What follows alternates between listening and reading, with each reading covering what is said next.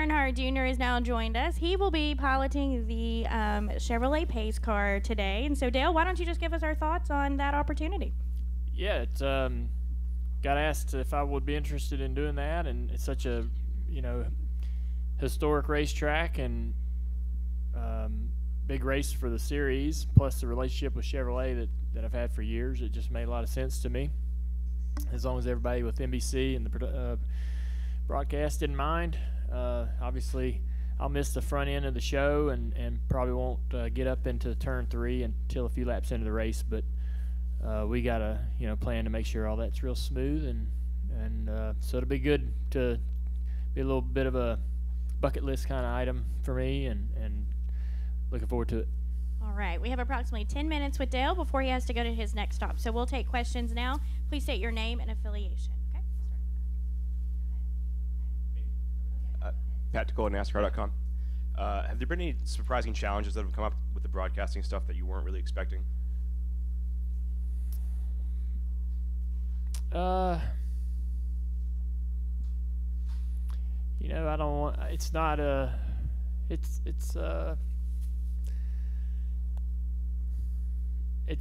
it just takes a little bit of preparation, and you kind of get out of it what you put in, and it's really been pleasant. Everything across the board, from the relationships, the people, the work the necessary work that needs to be put in. But there's no major, surprises, I guess.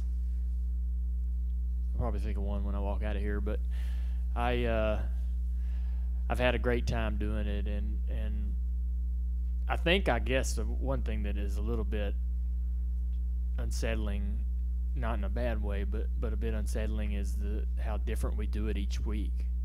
I in my mind I had this consistent, we'd be in the booth and I'd be sharing the booth with one of the other 3 guys.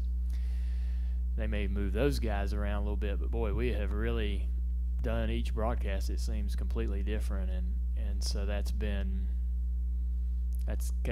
kept you on your toes. And like today, we're going to go into this. I mean, I know it's not the challenges the drivers face with no practice, but we're going to go into this broadcast doing a radio style, which I've only done once at the Glen, and we're going to go into it with no practice. That's an interesting challenge. The practice is a bit of a way to gather your thoughts for the race and take notes and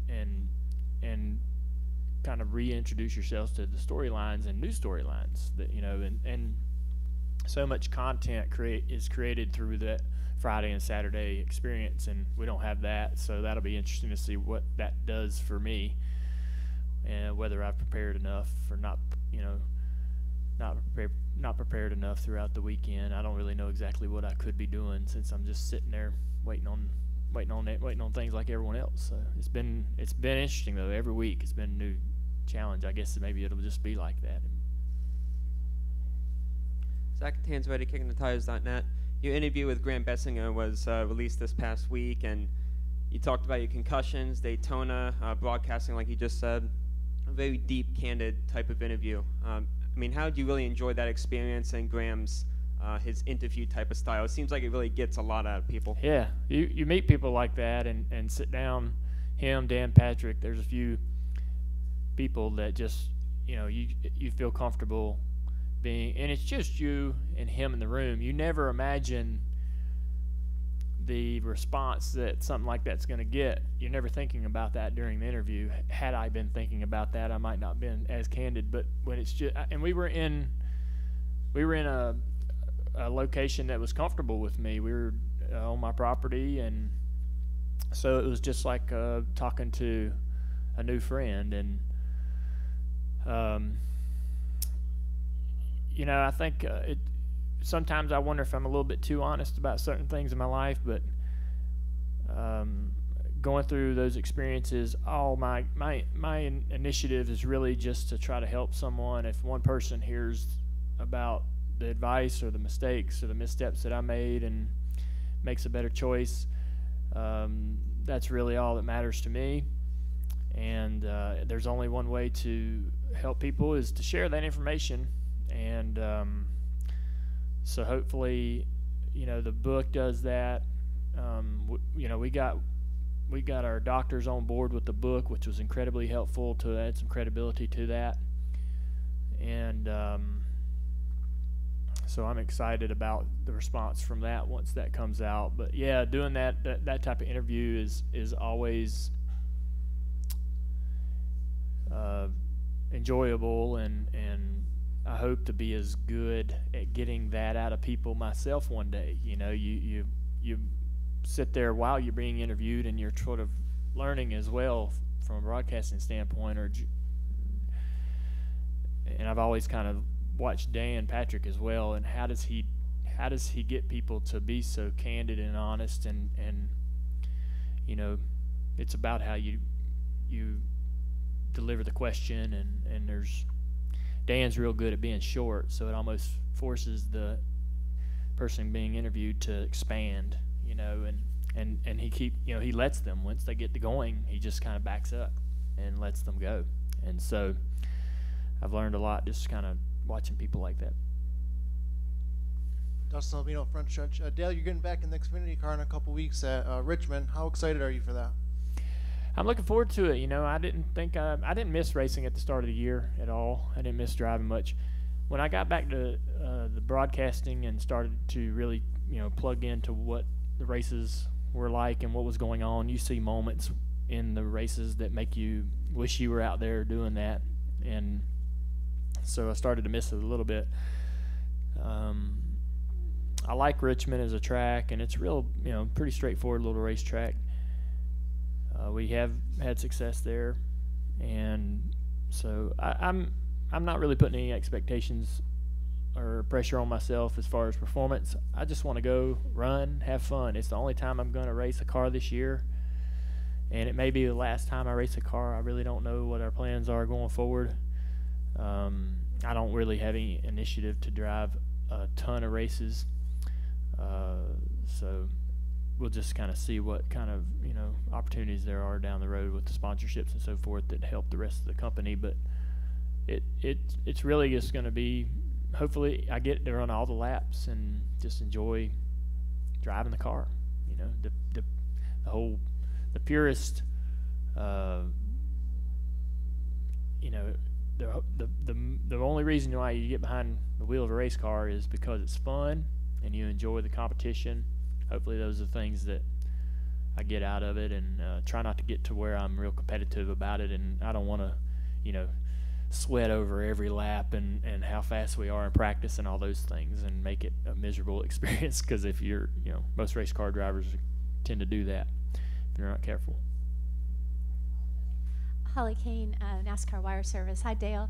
I wanted to ask you, watching you on television, it appears to be a very natural thing for you, and you've gotten a lot of positive response about how you've done. Has it turned out from your angle to be as easy, using that word, just to do this as it appears? No, I'm really nervous, so typically I don't like to be nervous. I'm anxious about how this day is going to go without any practice. Like I said, that opportunity to get in there and work a little bit during the practices sort of knocks the nerves down a little bit and brings down the anxiety some.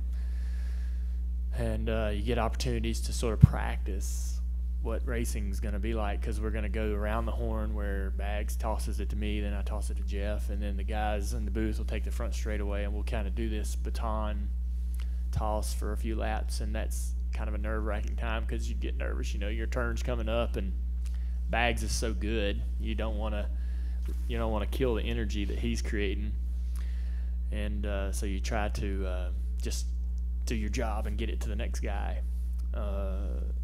You don't even, I didn't even pay attention to this stuff when I was in broadcasting and racing, so it's so funny, the complexities and things going on in the broadcast production side of it that you had no idea were happening when you're driving a car. But I'm just sort of, I hope to get a lot better, and I want to be around a long time. I want to do this for a while. I really enjoy it. So I think that I can. There's areas where I can improve, and got to pay my dues, kind of thing.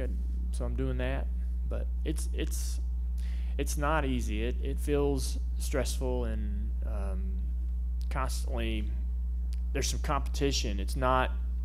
There's really, really good people in that production team and in the booth. All the people are great personalities and fun to be around, but it's competitive in the sense that they lean on you to do your job and hold up your end, and you can't you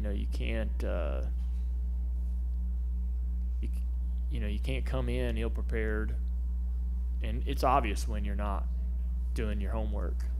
It's obvious to everyone in the room. We spend so much time around each other, and so it's there's a little pressure, and it's good. It's competitive, and the team pushes you, and so I'm trying to find my place and try to do a good job, make them glad that they hired me. All right, Dale, we appreciate your Yeah. time. Have fun driving right. the pace car Thank today. you, guys.